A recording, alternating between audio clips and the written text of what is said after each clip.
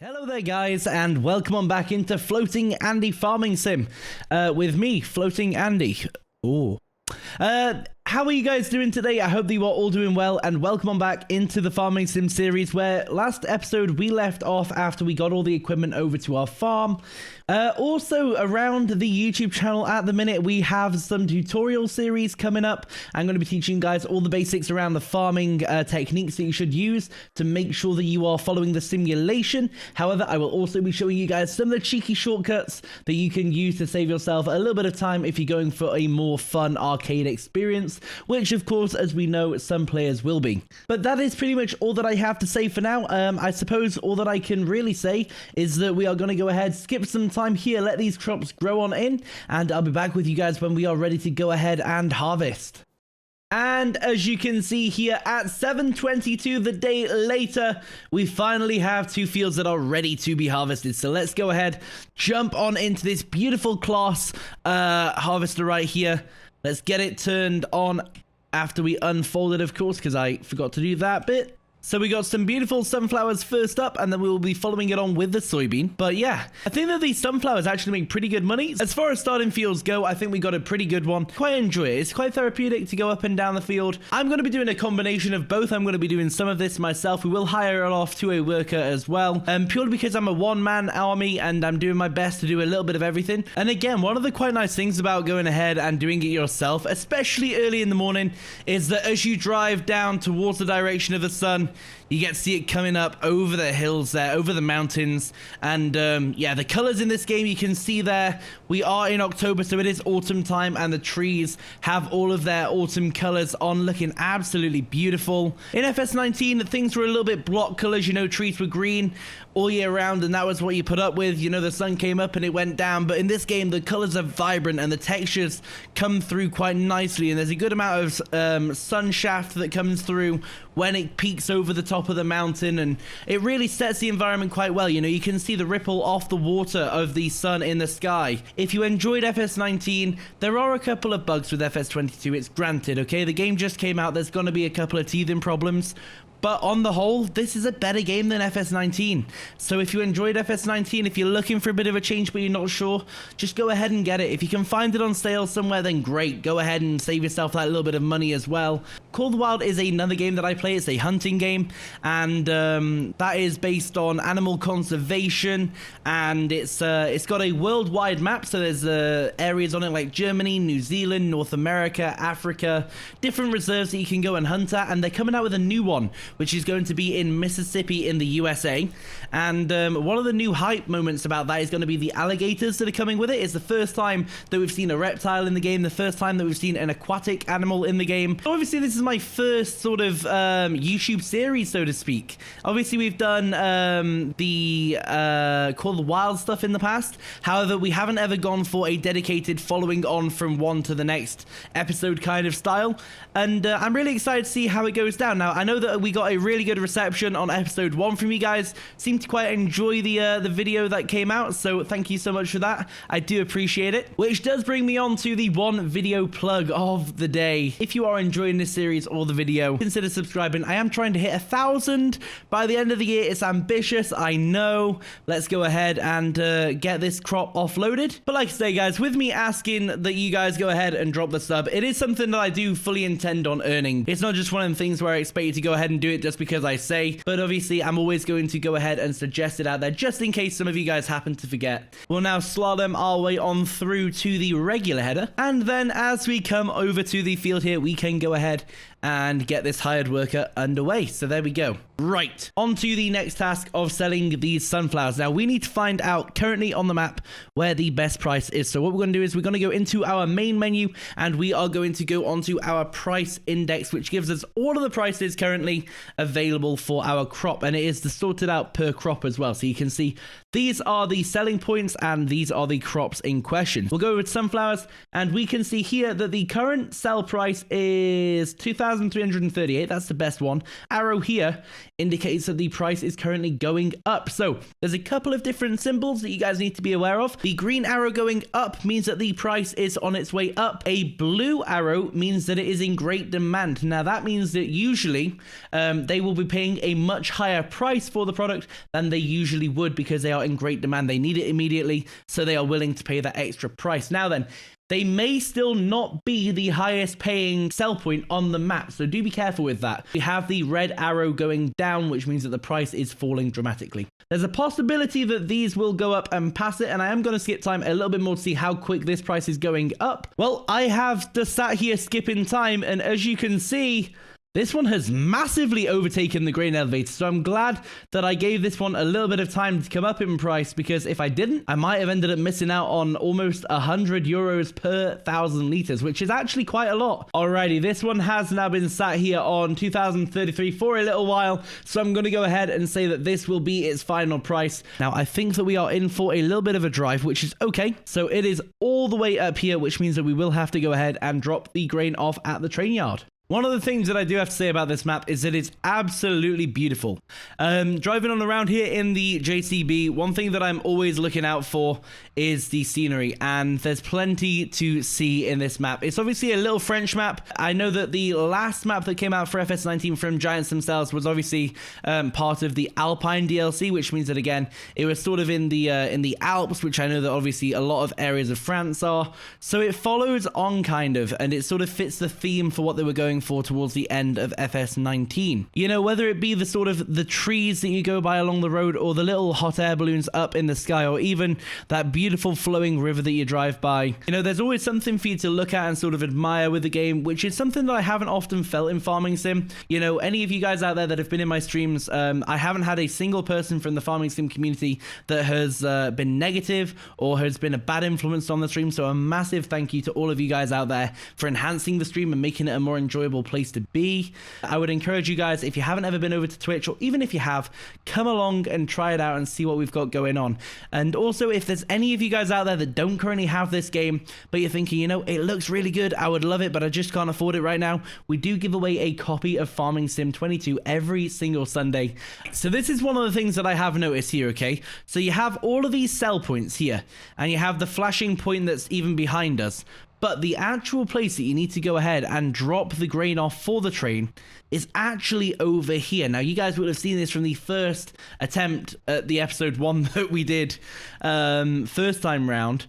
But this one right here is the actual place that we need to go ahead and drop our grain off. And then as we pull on back up to the farm, we just got the notification that the harvester has indeed finished its job. So coming on over to the field, we will be left with one beautiful offload, and then we will go ahead and start working on prepping these fields for the next crop that is set to be grown. We'll go ahead and pull in on behind the corn header, and then we'll just quickly go over to our tractor. Oh, right, well, I know where I'm going, because, I mean, this is already going to be better, I reckon. 2319. Oh, beautiful. I love it when we're making money, baby. Let's go. Now then, our sunflowers haven't gone down in price yet. However, these soybeans are still going up. My eyes are glued to that price screen. Keep on going up. Realistically, what I'm keeping my eye on is that price stopping going up, but also the price of the sunflowers starting to come down. You've got to be careful of that, because that can happen. So let's go ahead and have a look in here. Where's our little turn off? Here it is. This is the shortcut that I found on my way back. So we'll go ahead and take this one. It means that we're out of the way of the AI vehicles as well. 2720, and that one's still not right. That one's starting to come down now, so I keep my eye on this one in case the price for that starts to come down. Oh, but it's going up again. God, we're making money today. Oh wow, look at that. 2000. Right, I'm gonna stop looking at it. I'm gonna stop looking at it. Really good money though. That is one thing to mention. And then, as you can see here, the price has stopped going up for these at 2,795. So I'm going to go ahead and slow down time to stop the price of the sunflowers coming down over here. Alrighty, and now as we edge ever so much closer towards midnight, we are going to go ahead and offload our trailer here. And then we will go ahead and call on in the train and wait for that one to arrive. Pulling on in, which we'll go ahead and have a quick look at out the back here. One thing I do love as well is the modeling that's gone into these trailers. I don't think that they're necessarily too different to FS19, but they are a lot smoother. They've definitely done a lot of work to do with the, I believe it's the ambient occlusion. Alrighty, and then the train is coming barreling on in. The line is being closed. The road is being shut off. I want to go ahead and untag the place, but I feel like we're going to miss the train actually. You meant to come from that way. What would the... So we don't get a per cart view. We only get a total view. Now this one here is for lumber. And then the back one, I do believe, is actually for grain as well. So let's go ahead and open up the thing here, the cover.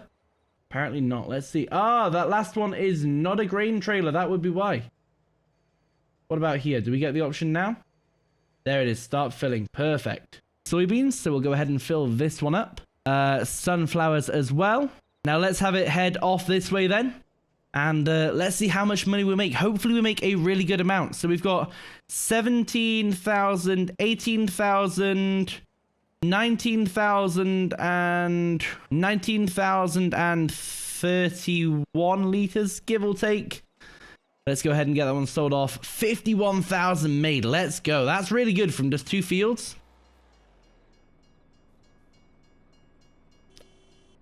Really? You're good? Wow. Okay. Alrighty, and then as we pull on back into the farm, it is a beautiful morning here in November. Okay, beautiful. So this one, a lovely, what is it, 8 meter working width, I believe. It's a subsoiler as well, which means that it does the job of both a plow and a cultivator, I believe. And we can go ahead. I'm going to hire the worker for this one because it is dark. And also it means that I can go ahead and do some other stuff around the farm. So here you go. We are now subsoiling off on field 38. Obviously, we've got field 38 and 39 to do.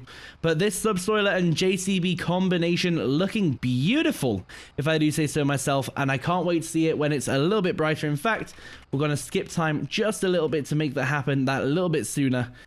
Alrighty, and there we have it. Field 1 is complete, and we are literally just going to line up and get started straight away on field 2. We're making some real good progress here, and just like that, this field is now done as well. All I have to do is go ahead and get this a little bit down here at the end. Let's go ahead and lower down our subsoiler and get this final little corner here. No area shall be left unsubsoiled, and then we will go ahead and grab ourselves a seeder. We'll get this one here.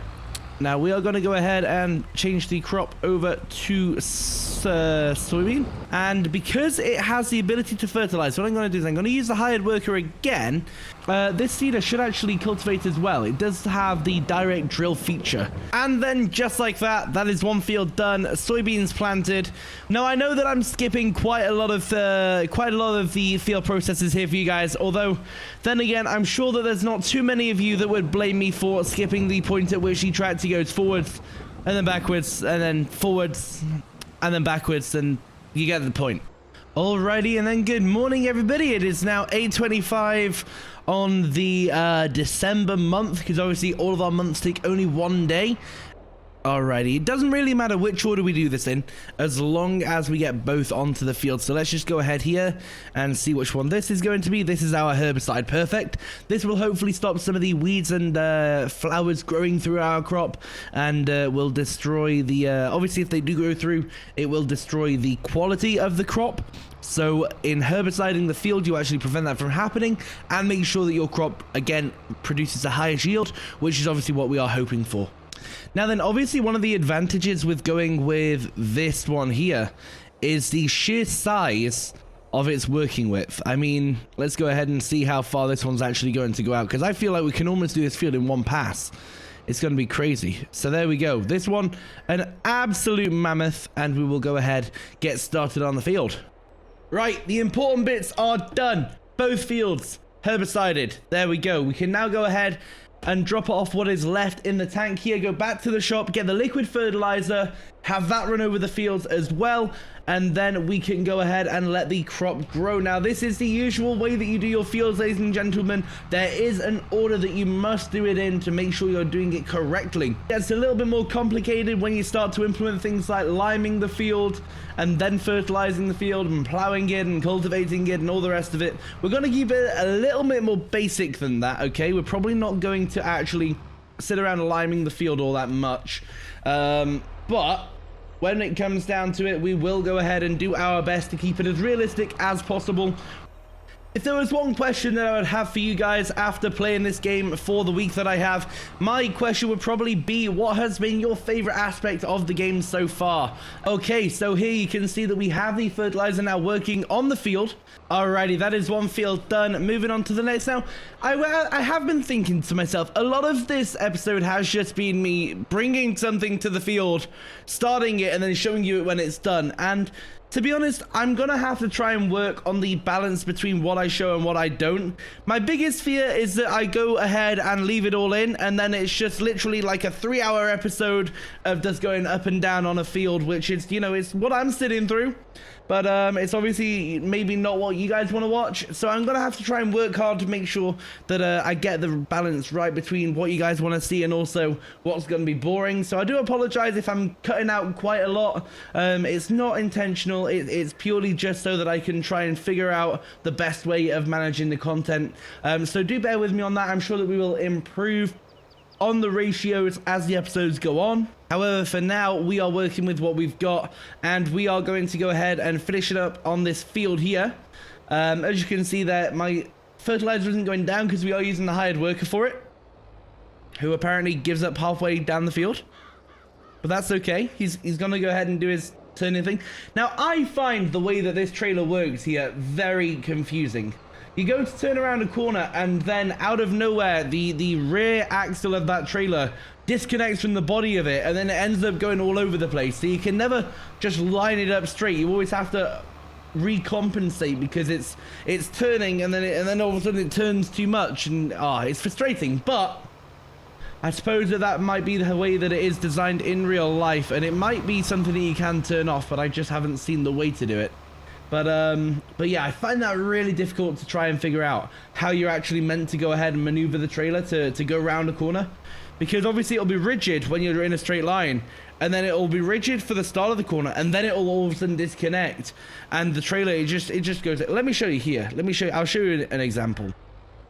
So you can see here, right? Hold on. So you can see here the trailer's rigid. We'll go to turn. All of a sudden, it disconnects. You go to go around the corner, and then it comes back, and then you turn, and then it disconnects, and then you go around the corner, and then it straightens up. And I just find it a little bit difficult to sort of try and figure out where you're going to be when you come back onto the field. So yeah, that's the only sort of negative I would say with this trailer. Apart from that, it's great. It does the job perfectly. We can use it for both the herbicide and the fertilizer, which is obviously something I'm really happy about. And yeah, for the price, it wasn't actually too bad either. It was pretty good. And also being able to hire the worker, when we get these two fields connected up, if we decide to do that, it'll just carry on going straight from one end to the other, and then life will be good.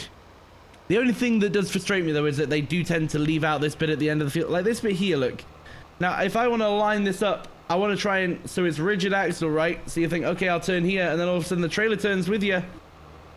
Okay, and then it like snapshots back. All right, to be honest with you, since I've complained about it there, it does seem to be behaving in a way that's quite easy to follow. So I think personally that what's happened here is that the game has heard me complaining and has gone, well, we'll show you, Andy. You want to complain about the way that we work? We'll make it look like we work perfectly and you're just an idiot.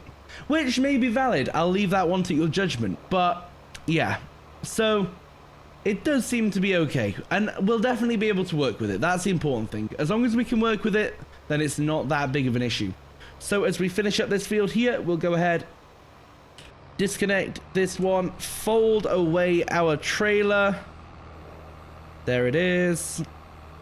And then we'll go ahead and drop it off back in the lineup of equipment here. And there we go. So that is going to do it for today. In the next episode, what we will go ahead and do is we will go ahead and get these, I'll grow these crops between now and when I start recording for the next episode. And then in the next episode, we'll start off with a harvest and carry on with that. We'll make a little bit more money, hopefully, and life should be good. So until then, guys, I hope that you have enjoyed this episode. Thank you so much for watching and enjoy the farming out there. Until next time, peace.